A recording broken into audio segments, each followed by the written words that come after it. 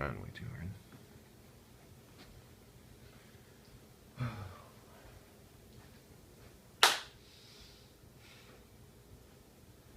you ready? I'm ready to do it. All right. Hello, I'm Blake Townsend. I'm a reporter for the Los Angeles Times. I'm here in Los Gatos, California. I'm speaking with the CEO of Netflix, Mr. Reed Hastings. Mr. Reed Hastings, thank you for being here today. My pleasure.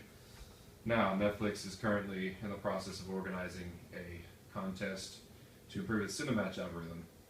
And I'm here today to ask you a few questions to make a report and write an article about you. Can you just start off by giving me a brief history of the Cinematch algorithm and what the intent was and how it sets you apart from your competitors? Absolutely. So, like, the Cinematch algorithm was designed, we think it's an important part of our business, to kind of help consumers filter through the hundreds and thousands of selections we have, because that many selections at one time can be kind of overwhelming. So it kind of takes what movies you watch and takes a lot of details about those movies between the actors and the genres or what have you, and kind of helps filter, here's 10 or so movies we really think you'll like. So the issue we're having right now is, like, the algorithm works, but we're thinking of expanding our business to a lot more titles and a lot more areas. So right now, 10 to 20 selections with the current algorithm is going to turn into 30 to 50 selections, which defeats the whole purpose because that's still kind of overwhelming. So we're just kind of looking to improve it to kind of expand onto those titles, and then just kind of see what other improvements we can make.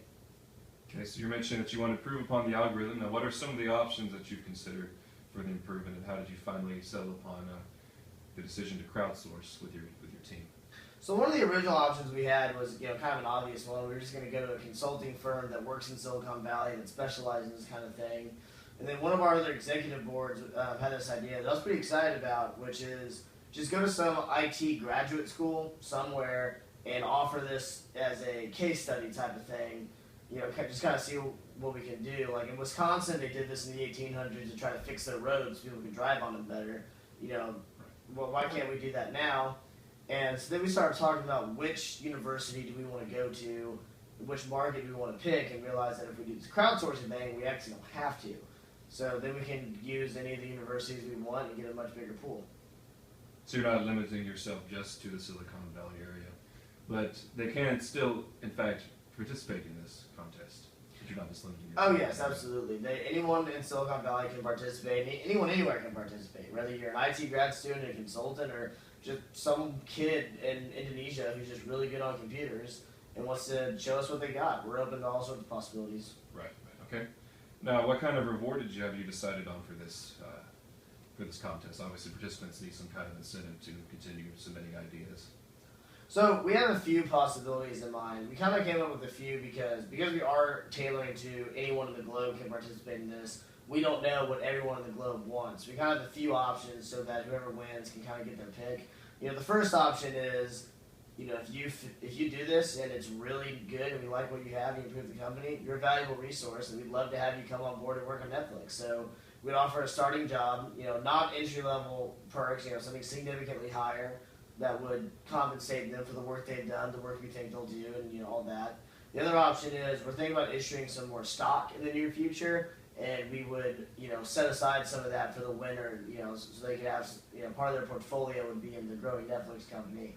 And then if they don't want either of those for whatever their personal reason is, we have our accounting team's working on some math on, how much profit we're looking at taking on with this new algorithm, and a percentage of that profit would be just given a cash thing to the winner, and they get compensated that way. But that kind of gives them some options as they enter the contest. Okay. Now, if employment is offered to one of the winners, would they receive the job right away, or would there be some kind of interview process?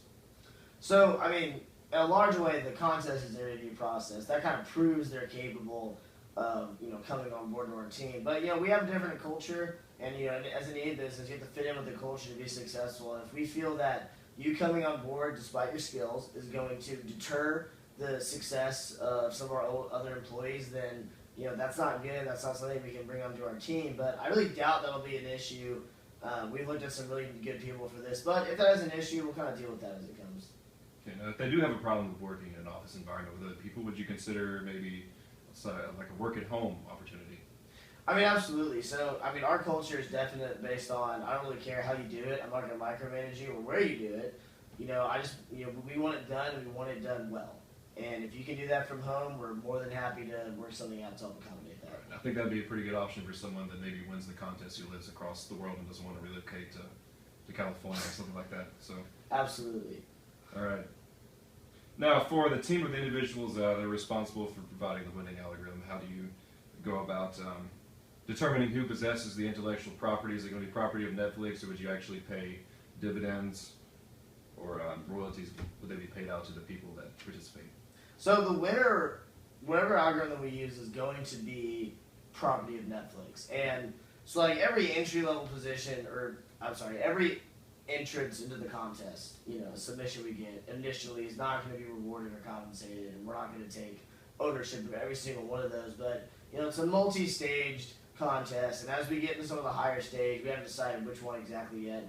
At that point, if you make it here, you're getting compensated somehow for all the time you're putting into it, and we're going to have, at that point, it just becomes property of Netflix, because we're not looking for some of our competitors now or in the future to come use what we're doing, because it's not our property. That's not why we're doing this contest. Right. Now I was going to ask you how, someone who places high in the contest, second and third place, and they don't actually win, but they might want to take their algorithm out elsewhere to one of your competitors and sell it off. I mean, we're going to have something in writing very clear from the beginning of the contest. If you make it this far, you will be compensated, and anything you're compensated for is the property of Netflix. So at that point, that is going to come to a roadblock decision for the people entering the contest is, is this worth what I think I have? And we think the prizes we've got are, very opportunistic, and people will like that. Thank you for clearing that up for me. Now we're going to be discussing the future of your company, of Netflix. You're obviously anticipating great improvements with the Cinematch algorithm through this contest. And how much improvement do you anticipate in terms of subscriptions as well as retained subscriptions? So, the algorithm isn't the only part of our business we're improving on. We're a business. We're working on a lot of areas at once. Within this algorithm, like I said, is the main part of our business and a key to our success. So as we kind of improve this algorithm, in addition to the new titles we have, we think that the number of lost subscriptions is going to significantly drop, and the number of new subscriptions is going to increase 5 to 10%, kind of like a spike in the next year, and then we're going to see more growth in the years following. Okay, 5 to 10%. Okay. And now, my final question for you, just in the next 5 years or so, will Blockbuster and Hollywood Video and your competitors, will they be able to keep up with your company? The way it's going right now, I don't think so.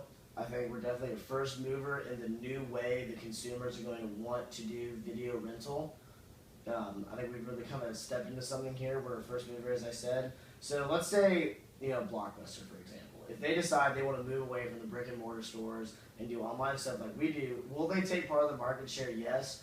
But we think the loyalty that people have to that company extends to the brick and mortar store. And even if they enter the online industry, they'll take some of the market share, but it'll be a shadow to what we have and the success we have. But honestly, I don't think they're going to switch. I think that, some of the things they've been doing lately, they're competitors, we keep up with them.